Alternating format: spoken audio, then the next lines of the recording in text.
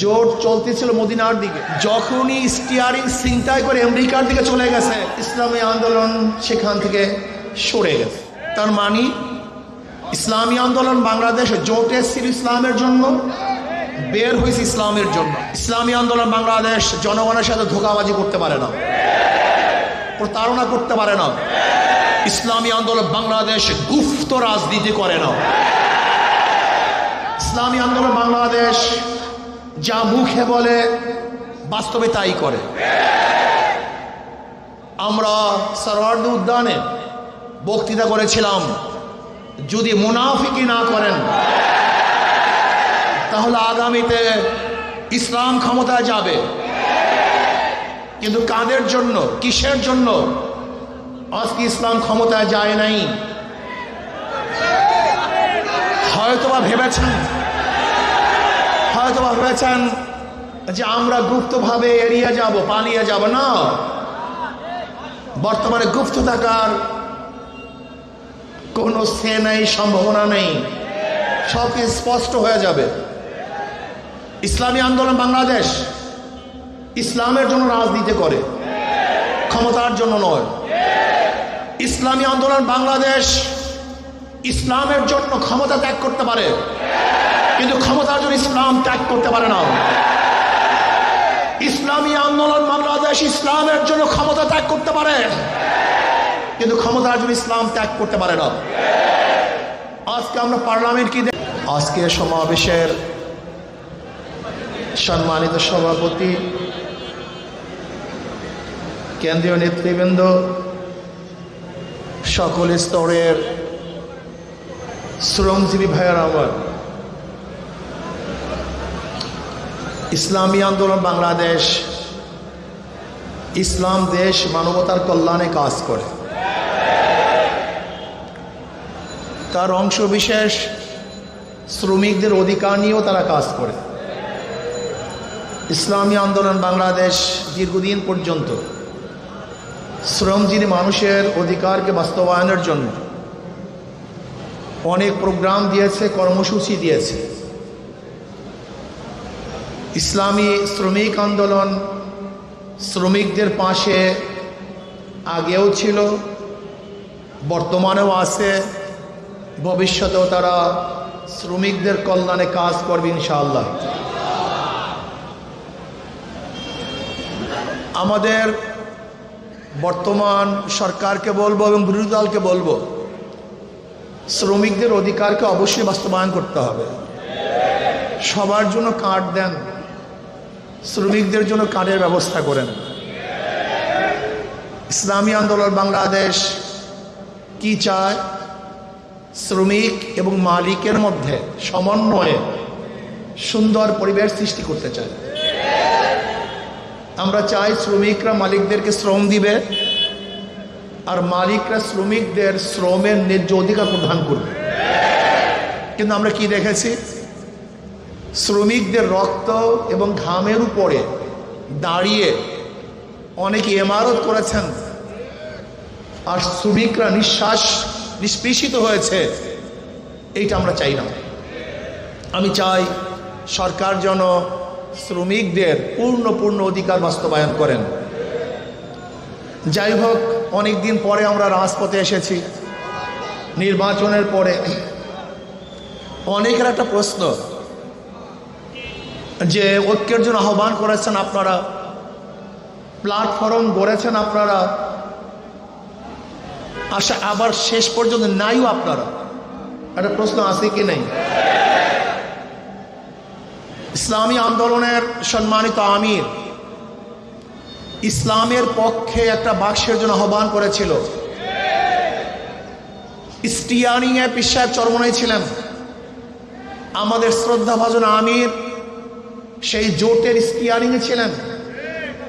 জোট চলতেছিল মদিনার দিকে, যখনই স্টিয়ারিং ছিনতাই করে আমেরিকার দিকে চলে গেছে,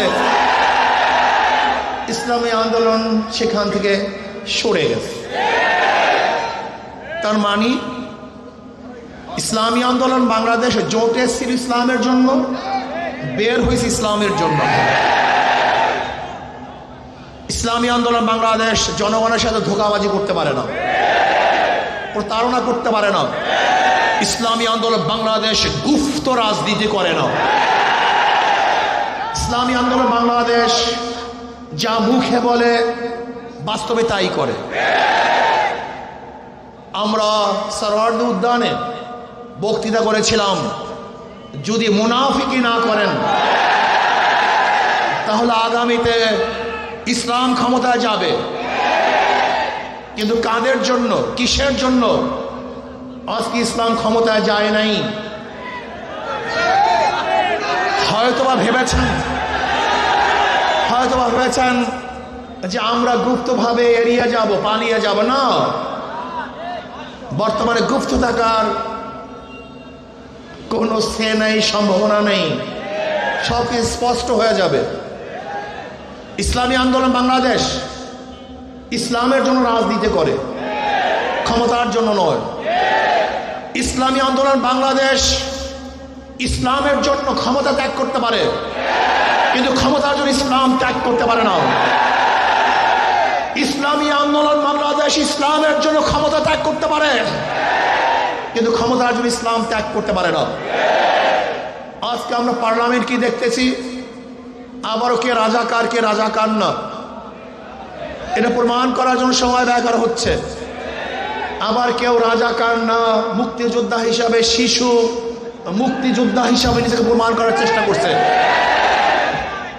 এগুলি হাস্যকর, এগুলি ঠিক নয়। আবার কেউ মুক্তিযোদ্ধার পরিবার হিসাবে নিজেকে পেশ করছেন।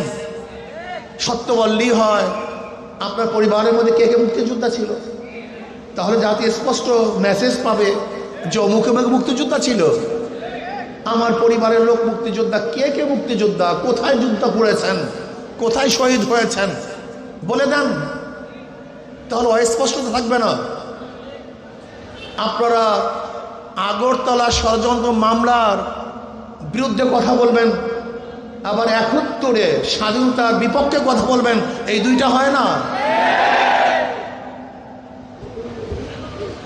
আজকে এক দলের নায়েবে আমির কোরআনী শাসনের জন্য সংসদে বক্তব্য দিয়েছেন। আমি আশা করব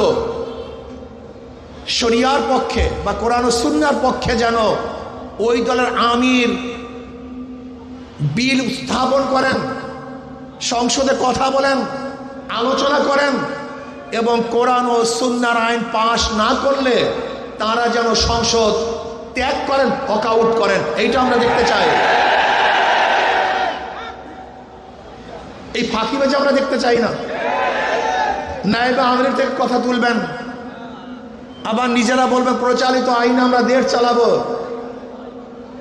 আমরা দেখেছি বর্তমান সরকারি দলের কোন এক মন্ত্রী তিনি বক্তব্য দিয়েছেন, আপনি স্পষ্ট করেন যে প্রচলিত সংবিধানে দেশ চালাবেন, প্রচলিত সংবিধান চান না শরিয়া আইন চান, আপনি স্পষ্ট করুন। আমরা আজকে জনসভার থেকে বিরোধী দলকে স্পষ্ট বক্তব্য দেওয়ার জন্য অনুরোধ করছি, আপনারা কি চান? আপনাদের দলের কেউ বক্তব্য দিবে যে আমরা কোরআনী শাসন চাই, কোরআনী আইন চাই, আবার ওই দলের কেউ বক্তব্য দেবে যে আমরা গণতন্ত্র প্রতিষ্ঠা করার জন্য আন্দোলন করেছি, সংগ্রাম করেছি। কি আজীব ব্যাপার! গণতন্ত্র প্রতিষ্ঠা করার জন্য সংগ্রাম, আন্দোলন আর কোরআনী শাসন তো এক না। আপনারা কি করতে চান স্পষ্ট বলুন, সবার বক্তব্য যেন এক হয়। আপনারা এখানে লুকোচুরি করবেন, এটা হতে পারে না। আজকে আমরা দেখেছি অনেক বক্তব্য, কেউ কেউ বলেছেন যে ছাত্রলীগের মধ্যে যে হেলমেট বাহিনী ছিল তারা কারা। এই প্রশ্ন আসছে। যদি কোনো একদিন কেউ বলে যে হেলমেট পরিহিত লোকগুলি অমুকে ছিল, আপনারা কি জবাব দিবেন? সব ভালো ভালো না, বেশি ভালো ভালো না, বেশি রাজনীতি ভালো না। ইদানিং আমরা দেখেছি আপনাদের অতি রাজনীতিতে বিভিন্ন চোরা বালিতে আপনারা আটকিয়ে যাচ্ছেন, এর থেকে বের হতে পারবেন না। আগে বক্তব্য স্পষ্ট করুন। ইসলামী আন্দোলন বাংলাদেশের বক্তব্য স্পষ্ট। ইসলামী আন্দোলন বাংলাদেশ কি চায়? কি চায়? ইসলাম হুকুমত চায়। বাস ক্লিয়ার, কার কথা কোনো বক্তব্য নেই। আজকে হোক কালকে হোক ইসলামী আন্দোলন বাংলাদেশে ইসলাম হুকুমত চায়। এর জন্য তারা কাজ করবে। বলতে পারেন বিগত নির্বাচন আসলে জনগণের নির্বাচন হয় না, কোয়ালিশন নির্বাচন হয়েছে, চুক্তিবদ্ধ নির্বাচন হয়েছে। দেখেন আশ্চর্য বিষয়, বিরোধী দল সংসদ দাঁড়িয়ে বলে আমরা বিরোধী দল না, আবার সরকারি দল তারা বলে না আপনারা বিরোধী দল, আপনারা বিরোধী দল না, এই বক্তব্য আপনাদের ঠিক না। আজীব ব্যাপার, মানে কি যে করবে দিশাই পায় না, না সরকারি দল না বিরোধী দল। কারণ চুক্তিবদ্ধ তো, কেন সরকারি দলের সাথে বিরোধী দলের সাথে চুক্তি হয়েছে, আপনাদের এত সিট, আপনাদের এত সিট। গত নির্বাচন ভাগাভাগি নির্বাচন হয়েছে, জনগণের ভোটে নির্বাচন হয়নি। বলতে পারেন কিভাবে? এই বক্তব্য তো বিরোধী দলের প্রধান তিনিও বলেছেন, আবার অন্য হাজারো বক্তারা এবং জ্ঞানীরা বিগত অন্তর্বর্তী সরকারের দায়িত্বশীলরা বলেছে যে গত নির্বাচনটা কিভাবে হয়েছিল এটা তারা স্পষ্ট করেছেন। কিন্তু ইসলামী আন্দোলনের রেজাল্ট কি হয়েছে এটা দেখার বিষয় না, বরং আমি বলবো ইসলামী আন্দোলন বাংলাদেশকে ষড়যন্ত্র করে হারানো হয়েছে তার ইসলামের পক্ষে থাকার কারণে।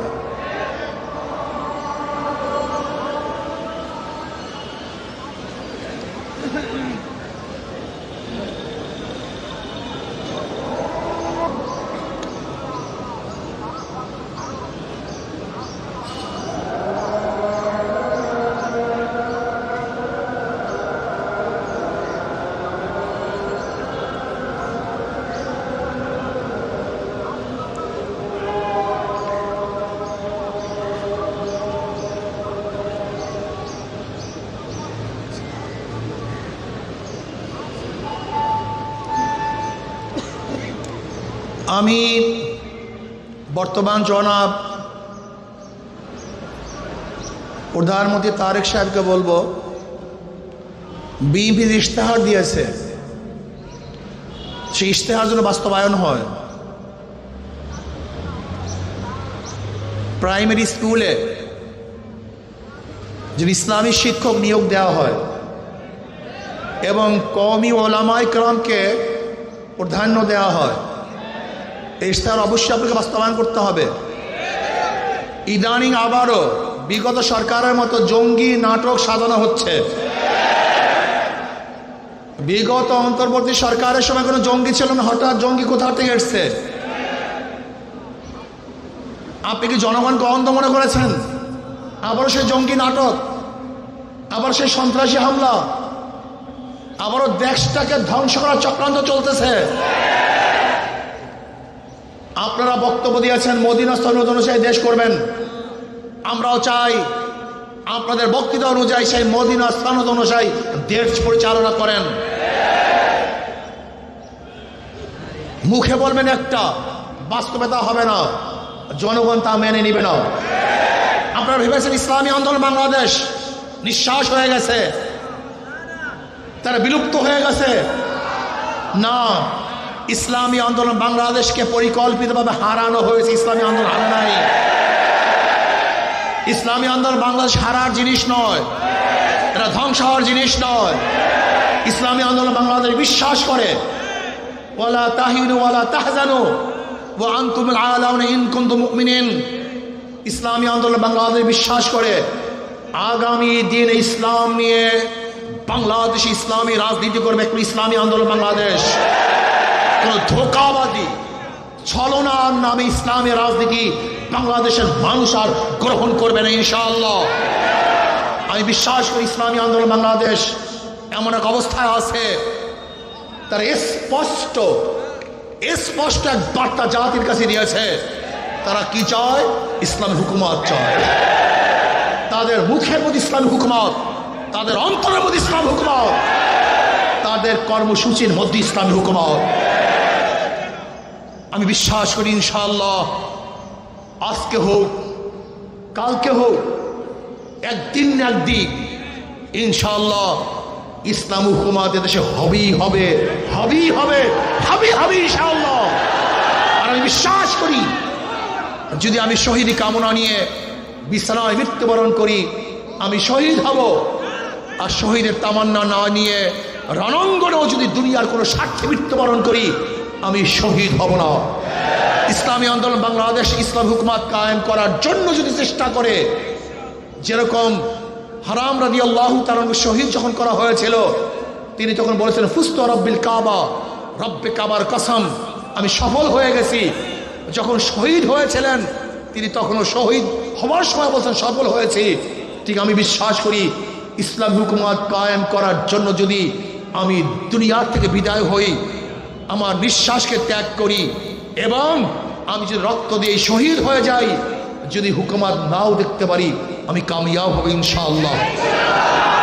ইসলাম হুকুমাত কায়েম করার জন্য আজকের থেকে আবার আমরা পুরো উদ্যমের সাথে নেমে পড়ব, সবাইকে দাওয়াত দেব, সমস্ত মানুষকে আহ্বান করব ইসলাম হুকুমাত কায়েম করার জন্য বাংলাদেশে গণবিপ্লব করবে ইনশাআল্লাহ। আজকে হোক কালকে হোক, এদেশের মানুষ ইসলাম হুকুমাতের জন্য রাস্তায় নামবে ইনশাআল্লাহ, কোনো সন্দেহ নাই। আসুন ইসলাম হুকুমাতের জন্য আজকের থেকে আবার নতুন উদ্যমে আমরা কাজ শুরু করব। নয় সমাপ্ত কর্মমোদের অবকাশ কোথায়, বিশ্রামের।